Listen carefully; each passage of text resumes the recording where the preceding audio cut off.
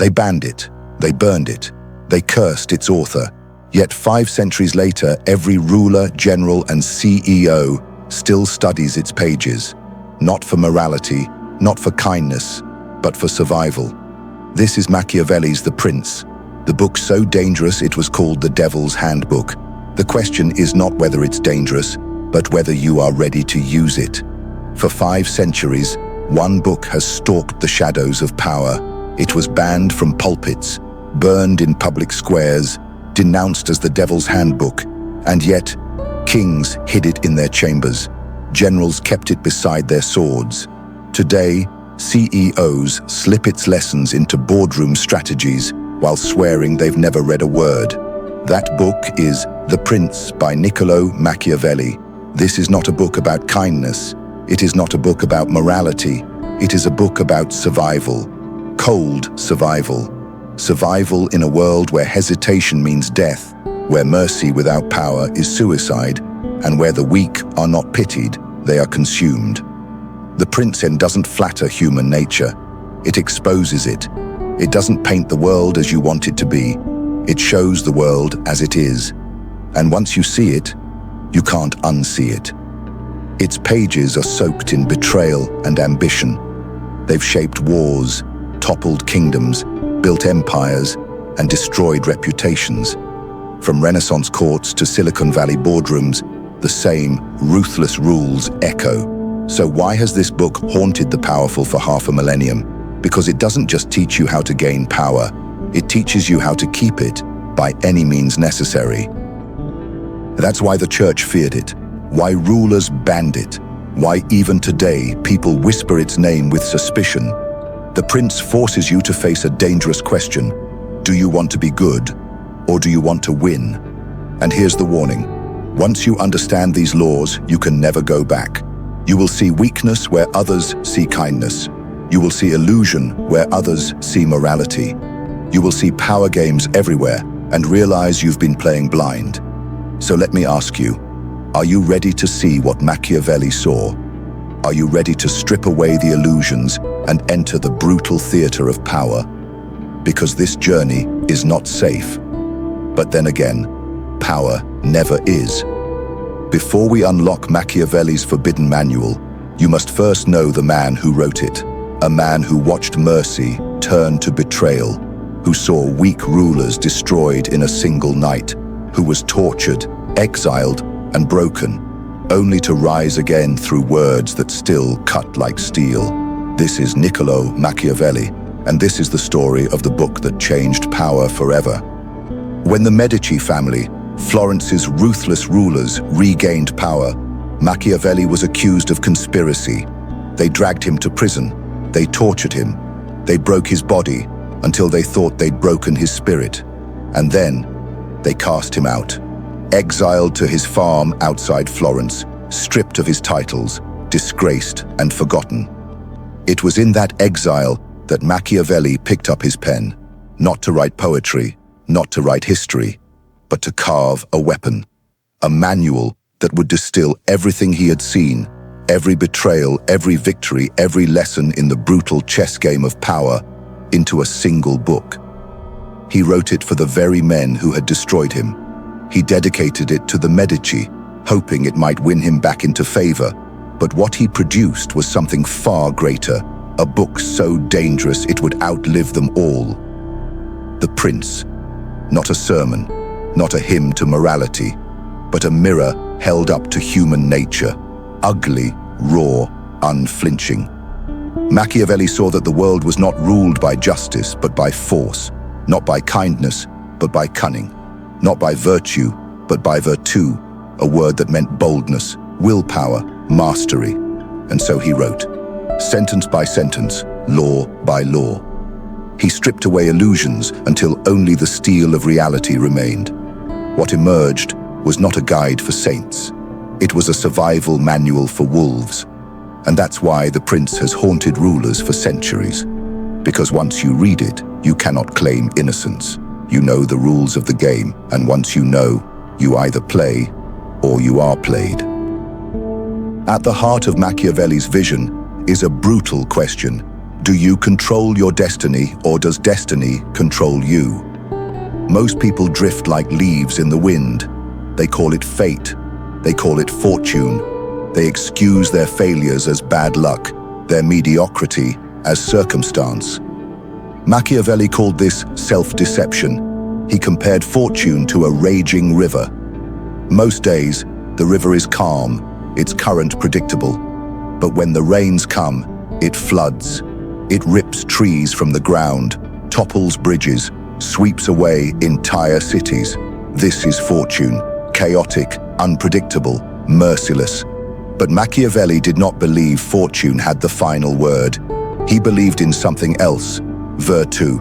Not virtue as we think of it, not morality, not holiness, not goodness. Virtù was strength, boldness, willpower, the ability to impose order on chaos. If fortune is the river, virtù is the dam, the levee, the channels carved by those who refuse to be swept away. Most rulers drown when the flood comes. The strong prepare long before the waters rise. And in the chaos of Renaissance Italy, Machiavelli saw one man who embodied this law perfectly: Cesare Borgia. Borgia was the son of Pope Alexander VI, a man with enough ambition to make kings tremble. With his father's backing, Cesare carved a state in central Italy. He used cunning diplomacy, brutal violence, and merciless calculation. He placed trusted men in positions of power. He eliminated rivals with surgical precision. And when one of his governors grew so hated for his cruelty that the people threatened revolt, Cesare staged a masterstroke. He had the man executed in public. One swift strike. The message was clear: I will protect you from cruelty, but only I decide who rules. In a single act, Borgia transformed fear into admiration. He looked merciful while tightening his grip. This was virtu in action, the ability to shape appearances, command events, and bend fortune itself. But Machiavelli also issued a warning. Fortune favors the daring, but it punishes hesitation. The man who waits for the perfect moment will miss it. The man who hesitates loses it. Opportunities do not linger. They vanish as quickly as they appear. And so Machiavelli wrote, "Fortune is a woman. If you wish to master her, you must strike boldly, not timidly." The lesson was simple. Power does not come to those who dream. Power comes to those who act. Think of your own life. How many chances have you let slip, waiting for certainty? How many times have you drowned because you hoped the river would calm? Instead of building the dam, Machiavelli would spit on hesitation. He would tell you, fortune is the storm, but the strong are the storm breakers. This is the law of virtu. To rise, you cannot drift. You cannot hope. You must impose. You must carve. You must act when others are frozen. And when fortune rages, you do not beg for mercy. You bend it, or you are destroyed by it. Machiavelli understood something most leaders still deny. Power isn't just about armies. It isn't just about laws or wealth. Power is about perception. A ruler doesn't need to be merciful. He doesn't need to be just. He doesn't need to be faithful to his promises. But he must appear to be all of those things, because appearances are stronger than truth. People see with their eyes, not with their reason. They judge the mask, not the man. Machiavelli put it simply: a ruler must seem merciful, faithful, humane, sincere, and religious. But he must be ready to act in the opposite way when necessary. This was no abstract theory. It was survival. He pointed to Pope Alexander VI, a man infamous for breaking promises and betraying allies. But Alexander's mastery of performance, his ability to appear devout, honorable, trustworthy, allowed him to maintain power even as his enemies drowned in his lies. People believed the mask because the mask was easier than facing the truth. And that, Machiavelli realized, is the battlefield of power. not reality, but imagination. Think about it. When a ruler enters a room draped in symbols, robes, crowns, ceremonies, do people bow because of the man, or do they bow because of the image? When a CEO steps on stage with polished speeches and choreographed confidence, is it the truth that inspires faith, or the performance? The answer is the same now as it was 500 years ago. The illusion becomes the truth people obey. But Machiavelli also gave a warning. A mask without strength behind it is useless. A ruler who only pretends, without the will to act ruthlessly when survival demands it, will collapse the moment someone tests the illusion. Appearances must be armor, not costume. The mask must hide steel. This is why Machiavelli's philosophy unsettles people even today, because it forces you to admit that humans are not guided by reason, but by stories, not by justice, but by symbols, not by truth, but by illusions carefully crafted by those who understand the theater of power. And if you refuse to play the game of appearances, you don't look noble, you look naive. You become food for those who wield illusion like a weapon. Ask yourself, how many people in your life appear kind, but exploit behind the curtain? How many appear loyal, but betray when opportunity comes? How many appear weak, but wait for the right moment to strike? Machiavelli would tell you, they are not hypocrites. They are strategists. They are playing the game while you are still clinging to the rules of honesty. And this is the brutal truth. Honesty may win you respect, but illusion wins you power. So learn this law. It is not enough to be strong. You must look strong. It is not enough to be cunning. You must look virtuous. The mask is your shield. The mask is your weapon. The mask is the only truth people can see. And in the theater of power, the actor who controls the stage controls the world. When people hear the word cruelty, they imagine blood-soaked tyrants, endless punishments, savage rulers drunk on fear. But Machiavelli didn't glorify cruelty for its own sake. He refined it. He weaponized it. To him, cruelty could be either ruin or salvation, depending on how it was applied. He called it cruelty well used. And cruelty well used meant this: one decisive strike, executed swiftly, then no more. Drag out punishments, and resentment festers. Repeat cruelty again and again, and hatred grows. But a single sharp act, done early, done clearly, restores order and commands respect.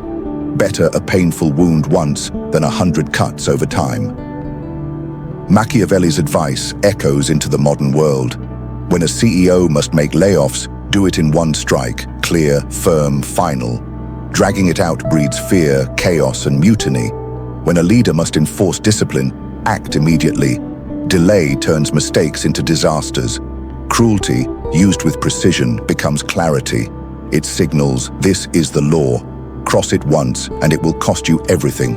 But cruelty is not the only danger. Machiavelli warned of something subtler, but just as deadly: advisors. A ruler surrounded by flatterers is doomed. Why? Because flattery distorts reality. It blinds you, dulls your judgment, and leaves you deaf to truth until betrayal pierces through. So what is the solution? Machiavelli's law. Allow advisors to speak freely, but only when asked. Encourage honesty, but make it clear that final judgment is yours alone. Too many voices create paralysis. Blind trust creates ruin. Balance creates clarity. And then there were mercenaries. In Machiavelli's world, they were hired soldiers. Bands of killers who fought for pay, not loyalty. He despised them. Why? Because mercenaries bleed you of wealth and abandon you when danger rises. They fight with one eye on the gold and the other on the door. To him, mercenaries weren't soldiers. They were parasites. The modern version? It's when a leader builds their empire on outsiders, contractors, or temporary allies who have no real loyalty to the mission. They will leave when it suits them, Worse, they may turn against you if someone offers a better price. Machiavelli's law is simple. Never rent your strength. Build it, forge it. Invest in those who will bleed for your cause, not just collect a paycheck. So, in the dark toolkit of power, 3 rules emerge. Cruelty, well used. Strike once, strike decisively, then stop. Advisors, let them speak only when asked, and never surrender your judgment. Mercenaries, never trust those whose loyalty is bought, not earned. Together, these laws carve a leader who is feared without being hated, advised without being misled, and defended by strength that cannot be purchased. Do you see the pattern? Machiavelli never worshipped brutality. He worshipped clarity. Every strike, every alliance, every decision had to serve one purpose: the survival of power. And that's why The Prince is more than a book about politics. It's a book about life, because in every room, every business, every relationship, you will face the same traps: unnecessary cruelty, dishonest voices, and false allies. The question is, will you spot them before they destroy you? No matter how powerful a ruler may seem, Machiavelli believed one truth always remained: fortune has the final word. He compared fortune to a river. On calm days, it drifts gently, its current manageable. But when the storm comes, when rains flood the valley, the river turns savage. It smashes trees, collapses bridges, washes away entire cities. And the weak ruler, he drowns. Why? Because he never prepared. He trusted calm waters and prayed the storm would never come. But the strong ruler, the cunning ruler, the Machiavellian ruler, he prepares before the flood. He builds dams, he carves channels, he anticipates chaos long before it arrives. This was Machiavelli's law. Fortune cannot be controlled, but it can be mastered through preparation and adaptability. The rulers who fall are those who cling to one strategy forever. They fight the last war instead of the one unfolding. They govern yesterday's world while tomorrow devours them. He wrote, "A prince who relies only on the ways of the past will be destroyed when the world changes." Think about that. The very habits that once crowned you may later kill you. History is full of examples. Kingdoms that refused to modernize their armies were crushed by those who did. Monarchs who resisted shifting politics were overthrown by new orders. Even today, companies that ignore changing markets collapse into irrelevance, devoured by those who adapt. Survival belongs not to the strongest, but to the most adaptable. Machiavelli also knew fortune favored boldness. When opportunity appears, it is fleeting. The cautious wait, the timid calculate, the bold strike and seize what the hesitant never will. But boldness without adaptability is recklessness. Adaptability without boldness is paralysis. The true ruler blends both, daring when fortune allows, cautious when storms demand. This is what Machiavelli called virtu in its highest form, the art of knowing when to strike like lightning and when to endure like stone. Look at your own life. How many storms have drowned you because you refused to adapt?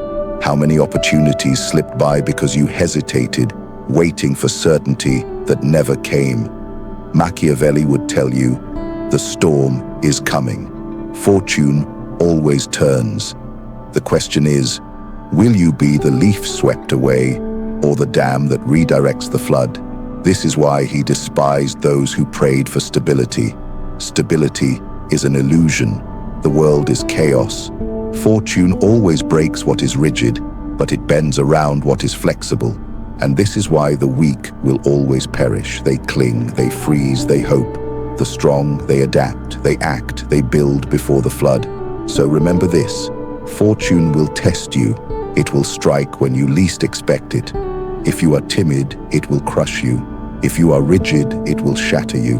But if you are adaptable, if you have prepared long before the storm, you will stand while others drown. That is the law of fortune. And in the end, it does not ask for prayers, it asks for preparation.